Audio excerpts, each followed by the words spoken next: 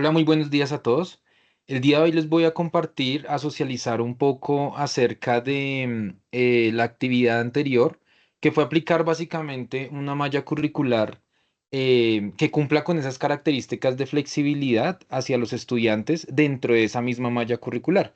Sin embargo, se hizo algunas enmiendas al proyecto, ya que pues implementar esto es un poco complicado para hacerlo de pronto dentro de una actividad dentro de la maestría. Por lo tanto, se hizo una pequeña enmienda en donde ya no vamos a llamar como tal la flexibilización de una malla curricular, sino más bien vamos a trabajar desde unos módulos de competencias prácticas integradas. Básicamente, ¿qué fue lo que hicimos? En vez de modificar una malla curricular, lo que hicimos fue modificar un solo módulo dentro de una misma materia, que en este caso viene siendo la práctica 3 en fisioterapia, que es en donde yo soy docente en este momento y es en donde pues tuve la facilidad para poder aplicar como tal este proyecto. En este caso, mi nombre es Julián Hernández, soy docente de la Universidad Manuela Beltrán, fisioterapeuta, y me encargo como tal de coordinar y dirigir ciertos sitios de práctica clínica en fisioterapia, que pues tiene que ver con todo lo que es rehabilitación física. ¿Listo? Entonces, en este caso les voy a compartir cómo fue nuestra experiencia aplicando como tal este módulo de competencias prácticas integradas que también busca como tal generar cierta flexibilidad en el proceso de aprendizaje de los estudiantes. En este caso, nuestro propósito como tal para la formación del área es formar fisioterapeutas con competencias teóricas y prácticas desde las etapas iniciales, en donde pues ellos sean capaces como tal de integrarse a los escenarios clínicos y abordar problemas de salud desde un enfoque integral y ético. ¿Qué es lo que sucede dentro de una problemática que se pudo observar y que yo he observado ya con mi experiencia docente? Es que los estudiantes normalmente tienen una desconexión entre la teoría y la práctica. Aparte de eso, también vienen siendo formados bajo conceptos conductistas, a pesar de que pues el plan, el proyecto institucional, el proyecto pedagógico institucional como tal de la universidad, pues digamos que busca favorecer o integrar metodologías constructivistas. Sin embargo, esto es algo que no se cumple, ya que las evaluaciones sumativas son las que están siempre por encima de todo y son las más preferidas por los demás docentes, que de hecho también es preferida por algunos estudiantes. Sin embargo, esto no garantiza una buena formación y esa capacidad de integrarse a esos escenarios clínicos extraños a los que los estudiantes pues de pronto no se someten como tal dentro del proceso de aprendizaje en una universidad, llegan a ser ya como tal profesionales y pues hay muchas cosas que no conocen, no saben. Y pues digamos que esa falta de competencia para poder integrar como tal esa teoría y esa práctica y ser capaces de moverse dentro de un mundo cambiante, pues digamos que es la que no les permite formarse de una forma totalmente integral, por así decirlo. Por lo tanto, el propósito de la formación de esta área es este. ¿Listo?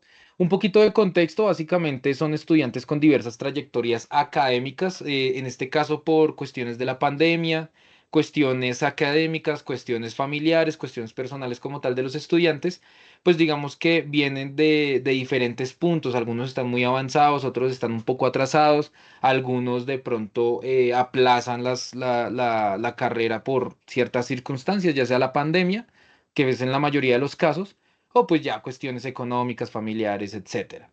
Por lo tanto, tenemos estudiantes que vienen desde desde muchas formas de pensamiento, desde diferentes paradigmas. Adicional a esto, hay que reconocer también la pluralidad de los estudiantes, ya que muchos, a pesar de que todos quieren graduarse como fisioterapeutas, ser fisioterapeutas y ejercer fisioterapia, digamos que no todos la quieren ejercer de las mismas formas y esto es como tal una parte de aceptar esa libertad que tiene el estudiante para poder ejercer la carrera pues como quiere, ¿no? Ya que la fisioterapia tiene muchos campos, muchos puntos de vista desde donde se puede ejercer y se puede, digamos, practicar. No todos quieren ser clínicos, no todos quieren estar en la salud pública, no todos quieren investigar, entonces cada quien, pues digamos que cuando se gradúe mirará cómo va a desarrollar esa carrera.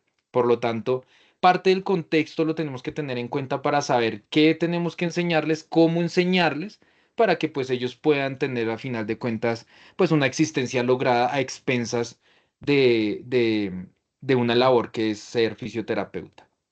En este caso, el curso combina como tal la teoría y la práctica, ya que estamos en un escenario 100% práctico. Sin embargo, tuvimos la posibilidad de abrir un pequeño espacio para meter este módulo dentro de todo el proceso de prácticas y que ya más adelante les contaré. Vamos a mirar como tal anatomía funcional, técnicas básicas de fisioterapia, manejo clínico y aquí incluyen algunas prácticas, actividades prácticas supervisadas, bajo debates y algunas actividades que se realizan como tal.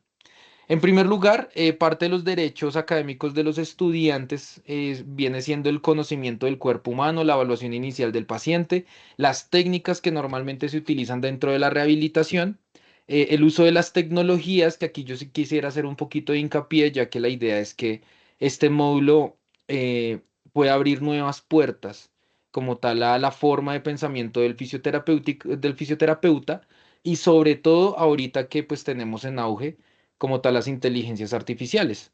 La idea no es satanizarlas, la idea es enseñar el uso correcto y ético de estas herramientas. Y pues digamos que aquí podríamos estar llamando fisioterapia asistida con la inteligencia artificial, en donde el estudiante puede acceder a la información de forma más precisa, efectiva, más rápido y adicional, digamos que la idea es ya empezarla a enseñar a pensar, más que como tal enseñarle una práctica, actividades totalmente operativas. La idea es que podamos trascender y que el fisioterapeuta logre generar un análisis, logre generar una crítica y una toma de decisiones a partir de una ética totalmente fundamentada, que es algo pues de pronto que la inteligencia artificial no puede hacer, ya que no tiene una conciencia y no tiene una moral, más allá pues de los códigos que se le dan. Entonces, digamos que aquí es donde prevalece como tal la función del ser humano y es a lo que queremos llegar también. La resolución de los problemas clínicos, la comunicación efectiva, la ética profesional, el trabajo colaborativo y la adaptabilidad a contextos diversos, que aquí es en donde viene el apoyo de las tecnologías, ya que podemos adquirir información de forma rápida, eficiente, sobre de pronto patologías extrañas o que nunca se han visto dentro del proceso como tal universitario. Parte de las competencias que se van a adquirir es el análisis funcional del cuerpo, técnicas básicas, la aplicación de las técnicas básicas en rehabilitación y por último las habilidades interpretacionales en el manejo clínico. Básicamente, cómo estuvo constituido este pequeño proyecto, ya que fue un módulo muy corto, duró solamente una semana. Que aquí fue donde se hizo una enmienda. La idea es que pues dentro de 5 semanas se hubiese podido hacer la creación como tal de una asignatura.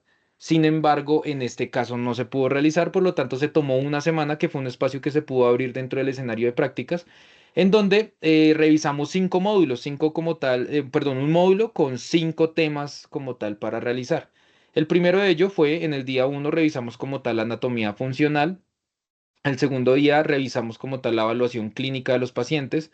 El tercero tocamos temas acerca de las técnicas básicas en rehabilitación, todo lo que es prescripción del ejercicio, agentes físicos, terapia manual y bueno, en fin, algunos otros temas que se requieren como tal dentro de la práctica asistencial. Análisis patoquinesiológico y por último la integración de las competencias prácticas, que en este caso es integrar absolutamente todo lo que se ha visto hasta el momento en un caso clínico, en un debate y ya con pacientes reales. Que de aquí en adelante, digamos que ya en el resto de las semanas de la práctica, pues ya lo que se hizo fue como tal atender pacientes, practicar como tal lo que se ha aprendido hasta el momento. Aquí quiero hacer hincapié que aquí hubo como tal dos conceptos transversales. El primer concepto transversal es las evaluaciones formativas. Si bien la idea era respetar un PEI y un PEP que se tiene en la universidad, y que todo está basado en sus metodologías constructivistas, se quiso realizar un enfoque hacia las evaluaciones formativas, más allá de evaluar la cantidad del conocimiento que los estudiantes logran retener en poco tiempo. La idea es estar evaluando constantemente al estudiante y garantizar su formación, garantizar su mejoría. Que si hoy no se acordaba un músculo, mañana garantizar que sí se acordó. Entonces, digamos que aquí parte las evaluaciones formativas. Y dos, también los procesos de aprendizaje. Aquí se utilizó todo lo que es aprendizaje basado en problemas y el aprendizaje colaborativo, con el objetivo de garantizar esa autonomía, que aquí es donde viene también parte de esa flexibilidad, no solamente hablar de la flexibilidad curricular, sino también de pronto hablar de la flexibilidad que el estudiante tiene al interactuar dentro de un escenario de prácticas que en este caso viene siendo la materia. Entonces, eso es importante tenerlo ahorita en cuenta. Desde las evaluaciones formativas se utilizaron rúbricas, desafortunadamente dentro del Ministerio de Educación y como tal los lineamientos a los que la universidad está sometido siempre nos exigen cuantificar de alguna forma el proceso del estudiante. Por lo tanto, se utilizó esta rúbrica. Esta rúbrica es básica, digamos que estos puntos los tienen cada uno de los días y cada una de las actividades que se hicieron. Sin embargo, cada una de ellas tiene anexado otras variables, como por ejemplo, cuando hablamos de anatomía, pues tenemos que revisar si el estudiante realmente identifica el punto anatómico, si se le dificulta o si realmente no tiene conocimiento de estos puntos anatómicos, y así sucesivamente con la fisiología, con la prescripción y con algunos otros temas que se tocaron dentro de los módulos, dentro del módulo. Sin embargo, tenemos tres que son fundamentales que siempre están allí, que uno es la comprensión del problema, dos, la participación en la discusión, ya que todo se hizo a expensas de un análisis basado en problemas, perdón, aprendizaje basado en problemas, se hacían discusiones, se hacían debates en donde mediante el análisis de la evidencia, se tomaban las decisiones más correctas para la atención de los pacientes y los mismos estudiantes eran quienes proponían como tal los tratamientos. Entonces aquí también se evalúa como tal la participación en la discusión y como tal las respuestas a las preguntas, ya que dentro del rol como docente que uno tiene un rol de experto y de guía. Por lo tanto, mediante preguntas, los estudiantes van respondiendo sobre si el tratamiento es efectivo o no. Entonces, y obviamente todo lo que es el análisis basado en la evidencia. Entonces, desde aquí empieza todo. Seguido, em, voy a contarles más o menos cómo fue el proceso. El primer día, digamos que se enseñó toda la parte de la anatomía funcional, en donde a los estudiantes se les enseñó a utilizar las tecnologías, que en este caso viene siendo el ChatGPT, ya que pues ha venido siendo satanizado por todo lo que puede llegar a hacer, o sea, puede llegar a hacer tareas mucho mejor que cualquier otra persona. Sin embargo, en este caso no se le solicitaron tareas tan operativas como la redacción, el copy-paste o simplemente crear una guía, un taller, sino en este caso se les enseñó a utilizar el ChatGPT para generar fórmulas de búsqueda que manualmente se pueden utilizar para hacer búsqueda de artículos científicos en PubMed, en Cielo y en todas las bases de datos que se puedan imaginar. Y con ello, digamos que utilizar el ChatGPT como una herramienta que facilita el acceso al conocimiento y a la información. A partir de eso que los estudiantes pueden sacar de ese ChatGPT, que ya no es necesario, digamos, hacer un taller en donde metan una rúbrica, un RAE, en donde tienen que copiar y pegar la información del artículo, más bien se les solicita que utilicen el ChatGPT para buscar artículos que realmente tengan buena evidencia y a partir de allí sacar la información más importante que el estudiante requiere ya en la práctica, porque es que estamos hablando de una práctica, no como tal de una cátedra en donde pues de pronto sí, la retención de información es muy importante, pero digamos que aquí ya es la toma de decisiones a partir de lo que sabe, sea mucho o poquito, ¿qué va a hacer con lo que sabe? Entonces digamos que el ChatGPT viene siendo como ese mediador para ellos, ese facilitador, una herramienta. Por lo tanto, se les enseñó a utilizar esto y pues digamos que básicamente se utiliza la rúbrica para mirar en qué hay que mejorar y en qué no. Entonces, así fue como más o menos empezó a utilizar esto, tanto con la anatomía funcional y con los demás temas que se vieron.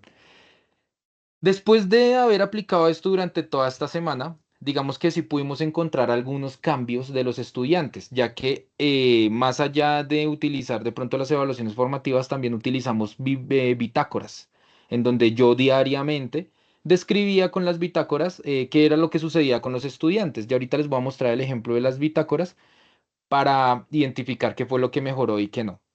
Desde los cambios generados desde la parte pedagógica, encontramos que hubo una mayor alineación con el PEP y el PEI, ya que se utilizaron metodologías netamente constructivistas y se dio como tal paso a esa libertad del estudiante. La otra cosa que se vio, pues obviamente fue esa anatomía, el aprendizaje significativo y la capacidad argumentativa de los estudiantes. Aumentó, a diferencia de pronto de otras experiencias que se pudo haber tenido con otro tipo de actividades, como por ejemplo las evaluaciones sumativas y todo ello. Entonces, a partir de esto, digamos que pues se vieron estos cambios. Desde el punto de vista teórico, vimos que las metodologías fueron críticas y libertadoras y los participantes aumentaron como tal la capacidad de crítica argumentativa y justificación de sus actos. Y desde la parte social se fomentó el diálogo y se fomentó una educación humanizada, ya que los estudiantes, más allá de estresarse por buscar una puntuación, por buscar de pronto la aprobación de una materia, ellos se enfocaron más en la adquisición del conocimiento, en donde ya el estrés de estar sacando 5 puntos, de estudiar hasta las 3 de la mañana para sacar, aprobar una materia, al otro día se le olvidó todo lo que aprendió, pues digamos que aquí se generó el cambio. Hubo un diálogo y hubo una educación un poco más humanizada. Desde las barreras, nosotros identificamos como tal una dependencia de las evaluaciones sumativas. Si bien los estudiantes al principio esperaban que todo el tiempo se les estuviera calificando absolutamente todo lo que hiciera, si presentó el trabajo o no lo presentó, si lo presentó a tiempo o no, si tuvo buena ortografía o no, digamos, si se satisfajo de pronto las necesidades del docente, porque muchas veces los docentes tienden a esperar respuestas que ellos quieren que sean así, pues digamos que acabó una libertad, por lo tanto, y hubo como tal un cambio y un choque para los estudiantes. Los estudiantes simplemente esperaban que todo fuese calificable, pero se dieron cuenta que no era así y que podían aprender sin necesidad de sentarse en llegar a la casa, después de todo el día haber estudiado, llegar a la casa a seguir estudiando. Se dieron cuenta que podían de pronto facilitar el proceso de adquisición de conocimientos y eso generó como tal un cambio y un choque. Esa dependencia de las evaluaciones sumativas, digamos que fue un poquito la barrera porque hubo un poquito de resistencia. Sin embargo, se pudo superar. Desconexión entre la teoría y la práctica, esto siempre ha habido. Esto fue una barrera que se identificó al principio, ya que hasta el momento a los estudiantes se les enseña es a aplicar técnicas, más no a seleccionar y a prescribir cuál es la técnica más adecuada. Entonces, digamos que aquí hubo una desconexión entre la teoría y la práctica, ya que muchas veces veían el libro que tocaba hacer cierta técnica, pero el paciente llegaba con condiciones que el libro no tenía. Entonces les tocaba modificar, les tocaba buscar y eso fue, digamos, una barrera que ellos identificaron. Y por último, la escasa preparación en habilidades emocionales y comunicativas, ya que era la primera vez que se enfrentaban a pacientes de esta índole y a muchos, digamos que desde la forma emocional les daba duro someterse de pronto a ese tipo de patologías, ya que de pronto veían a sus madres reflejados, a algún ser querido reflejado o algo así. Y desde la parte comunicativa también les dio un poquito, se les generó un poco de dificultad, ya que no estaban acostumbrados a trabajar en equipo. Si bien han hecho equipos, no estaban acostumbrados a que todos aportaban de lo mismo y que generar ese debate y mirar no solamente quién tenía la razón, porque la idea no era una competencia, sino llegar a una síntesis a partir de lo que todos podían llegar a aportar. Y los impactos logrados, pues digamos que fue la implementación de evaluaciones formativas, que eso es algo que está en el PEP, pero nadie lo aplica, ningún docente. La creación de los espacios de reflexión crítica, porque eso es algo que en las prácticas no se da. Las prácticas solamente llegan a atender pacientes y ya hagan lo que el profesor dice y listo. En este caso se crearon espacios de reflexión crítica, que es muy importante para los estudiantes. Y por último, el desarrollo de competencias comunicativas y emocionales. Si bien venían con esas dificultades, se lograron impactar porque al final ya podían comunicarse de forma más efectiva y podían manejar un poco más las emociones dependiendo los casos de las patologías y todo ello. Por último, las limitaciones. Encontramos una resistencia inicial a las nuevas metodologías. Los estudiantes se les hizo muy raro esta nueva metodología, ya que pues muchos de sus compañeros que no estaban pues digamos sometidos a este proyecto, este mini proyecto que se pudo realizar por medio de esta actividad, de esta materia, pues digamos que sí se les hizo raro y hubo un poquito de resistencia inicial, pero ya después fueron, llamémoslo así, aflojando. Y por último, tenemos la escasez de tiempo y recursos tecnológicos para apoyar el proceso de aprendizaje, ya que estamos en un escenario clínico y en los escenarios clínicos, pues digamos que todavía tenemos algunas restricciones, como por ejemplo el uso de los celulares, el uso de pronto de tecnología como un computador, el acceso al internet.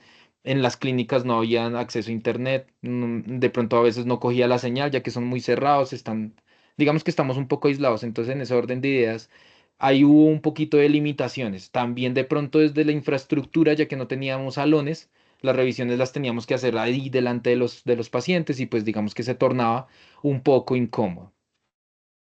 Y digamos que esta fuera la experiencia al aplicar este proyecto un poquito modificado, algunas enmiendas, ya que pues lo que se presentó en la actividad anterior pues estaba como muy grande. Sin embargo, acá se pudo hacer una enmienda y generar de pronto también conocimiento necesario para poder llevar a cabo este tipo de proyectos. Y no es más, muchísimas gracias por atender.